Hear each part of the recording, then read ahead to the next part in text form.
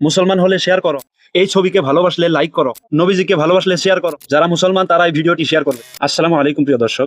আজকাল সোশ্যাল মিডিয়ায় এই ধরনের পোস্ট আমরা প্রায়ই দেখে থাকি যে মুসলমান হলে শেয়ার করো, কাবা শরীফকে ভালোবাসলে লাইক করো, নবীজিকে ভালোবাসলে পোস্টটি শেয়ার করো। এগুলো দেখলে আবেগে আমরা অনেকেই শেয়ার করেও ফেলি।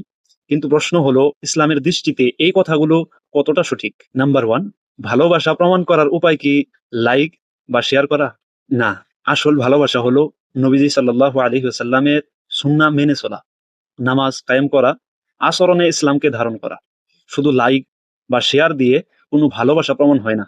এটা হতে পারে এক ধরনের আবেগ নিয়ে খেলা। নাম্বার দুই, ধর্ম নিয়ে শর্তারোপ করা ইসলাম সমর্থন করে না। আল্লাহ বলেন, তোমরা যা জানো না তা অনুসরণ করো না।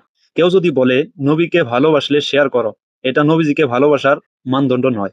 এটা এমন এক মনস্তাত্ত্বিক চাপ যা মানুষকে ভুল বোঝায়। না শেয়ার করলে বুঝি আমি মুসলমান নয়, এটা এক ধরনের ভুল আকীদা সৃষ্টি করে। নাম্বার তিন, রাসূলুল্লাহ সাল্লাল্লাহু আলাইহি ওয়াসাল্লাম আমাদের শিখিয়েছেন কিভাবে ভালোবাসা প্রকাশ করতে হয়। রাসূলুল্লাহ সাল্লাল্লাহু আলাইহি ওয়াসাল্লাম বলেছেন, তোমাদের কেউ ততক্ষণ পর্যন্ত পূর্ণ মুমিন হতে পারে না যতক্ষণ না সে আমাকে নিজের বাবা মা সন্তান ও সকল মানুষের চেয়ে বেশি ভালোবাসে। এই ভালোবাসা প্রকাশ পায় আমল, চরিত্র, আখলাক ও সুন্নাহ অনুসরণের মাধ্যমে, শেয়ার লাইক দিয়ে নয়।